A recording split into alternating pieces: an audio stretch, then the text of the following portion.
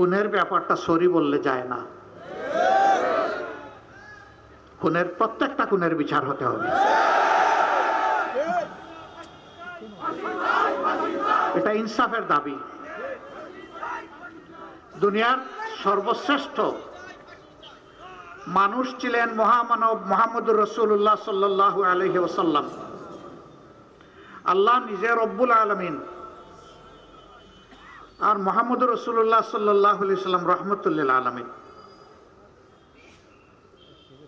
মক্কা বিজয়ের সময় যে মক্কাবাসী তাকে এত কষ্ট দিয়েছিল, শেষ পর্যন্ত তাকে হত্যার সিদ্ধান্ত নিয়েছিল। তিনি হিজরত করে মদিনায় আশ্রয় নিয়েছিলেন। ফিরে এসে তিনি সবাইকে মাফ করে দিলেন, তবে 10 কিংবা 13 জনের নাম ধরে বললেন, এদেরকে যেখানে পাওয়া যাবে ওই জায়গায় এদেরকে খুন করতে হবে। কারণ এদের হাত নিরীহ মানুষের রক্তে লাল। এরা মানুষ খুন করেছে, সুতরাং যে খুন হয়েছে তার ব্যাপার আমি মাফ করে দিতে পারবো না।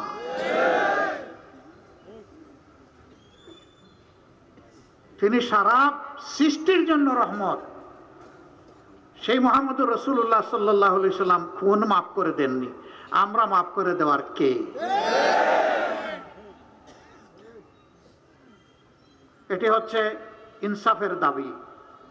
আর এই আবু সাইদরা রাস্তায় নেমে স্লোগান দিয়েছিল, উই ওয়ান্ট জাস্টিস। আমরা ন্যায় বিচার চাই, আমরা বৈষম্য চাই না। ন্যায় বিচারের দাবি হচ্ছে প্রত্যেকটি খুনের বিচার হতে হবে। আমাদের যে ১,৫-২ হাজার সন্তানকে হত্যা করা হয়েছে, আমরা তাদের সকলের কাছে ঋণী। মহান রবের দরবারে দোয়া করি, আল্লাহ তাআলা তাদেরকে শহীদ হিসাবে কবুল করুন।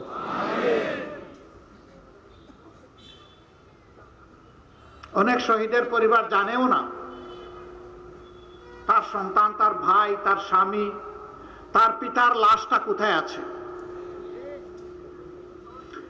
তিনি আন্দোলনে বের হয়েছেন, পরিবারকে বলে যে আমি যাচ্ছি, আর ফিরে যাননি। 6টা মাস হয়ে গেল। বিভিন্ন এলাকায় যাই, ওই মানুষগুলো এসে বলে, যারা শহীদ হয়েছে, কবর দেওয়া হয়েছে, তাদের পরিবার তো অন্তত এতটুকু সান্ত্বনা পাচ্ছে যে আমার আপনজন এখানে ঘুমায় আছে। কিন্তু আমাদের কাছে কোনো জবাব নাই যে আমার সন্তান কোথায় আছে। শিশুরা বলে আমার বাবা কোথায় আছে, যুবতী বোনটি বলে আমার স্বামীটি কোথায় আছে, তার ভাই বোনেরা জিজ্ঞেস করে আমার ভাই কোথায় আছে। আমরা তার কোনো জবাব দিতে পারি না। কিভাবে দিব বলুন? 4 তারিখে মানুষ খুন করে ঢাকার আশুলিয়ার রাস্তায় ট্রাকের উপরে লাশগুলাকে ছুঁড়ে মারা হলো।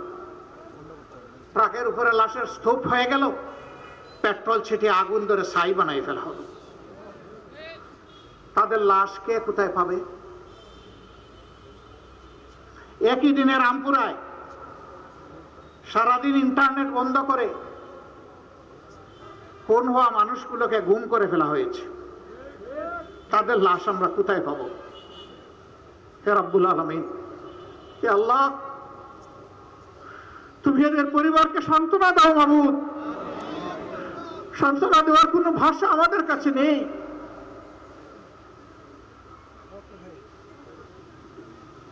ঢাকার নারায়ণগঞ্জের সাইনবোর্ডে একজন যুবতী বোন তার কোলের বাচ্চা কুলে নিয়ে ওই দিনকার অবস্থা পর্যবেক্ষণ করছিলেন। আকাশের হেলিকপ্টার থেকে ছোড়া গুলি এসে তার বুক এফুড় উফড় করে দেয়। 2 মাসের বাচ্চাটি তার বুক থেকে ধপাস করে পড়ে যায়। আমরা গিয়েছিলাম ওদের বাসায়, বাচ্চাটাকে কুলে নিলাম। বাবা একজন গার্মেন্টস শ্রমিক, উনি জিজ্ঞেস করছেন, আমার এই বাচ্চাটা তো 2 মাসের মাসুম বাচ্চা, তার মুখে এখনো জবান ফুটেনি, কথা ফুটেনি। এর মুখে যেদিন কথা ফুটবে সেদিন সে কাকে মা বলে ডাকবে?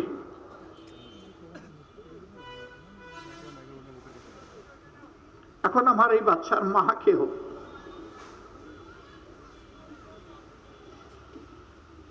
আমরা ওদেরকে বলেছিলাম, এই দেশে যদি 9 কোটি নারী থাকে তাইলে 9 কোটি নারী এখন এই বাচ্চার মা।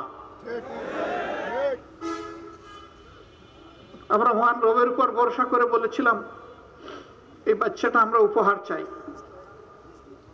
তবে আমরা নিয়ে যাব না, আপনাদের কুলে থাকবে।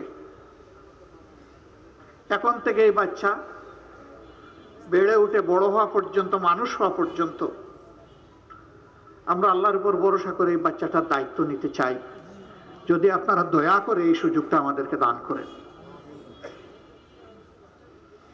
তারা সাথে সাথে আলহামদুলিল্লাহ বলেছিলেন।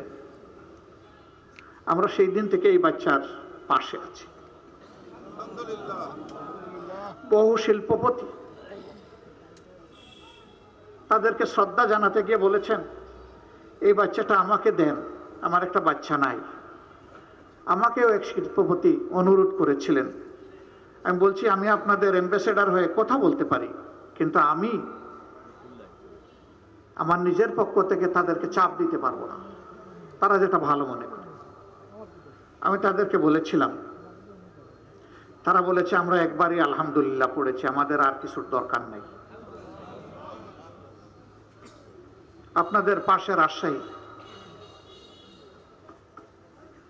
সেখানে মিনারুল বলে একটা ছেলে, সে নারায়ণগঞ্জে গার্মেন্টস শ্রমিক ছিল, কিন্তু আন্দোলনের সময় বাড়িতে ছিল। 3 তারিখ সে মানুষকে পানি পান করিয়েছে। 4 তারিখ আর পানির কলসি নিয়ে যায়নি,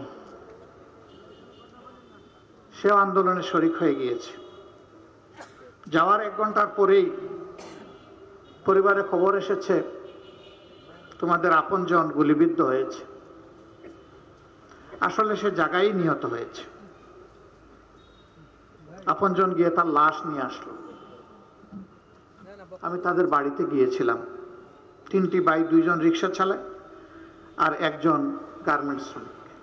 গরিবের সংসার, বাবা নাই, মা আছে, 3 জনই বিবাহিত। এ ছোট, 22 বছর বয়স। পরিবারের সদস্যদেরকে দেখে যখন সহানুভূতি জানাবো, এক এক করে সবার খবর নিচ্ছি। তার স্ত্রীকে যখন জিজ্ঞেস করলাম, মা তুমি কেমন আছো? বলল, আলহামদুলিল্লাহ ভালো আছি, কিন্তু আমি তো 6 মাসের অন্তঃসত্ত্বা, আমার এই গর্ভের সন্তানের কি হবে বাবা?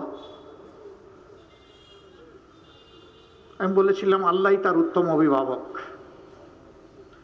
এবং তোমার পরিবার সুদ্ধা এই সন্তান এখন আমাদের পরিবার।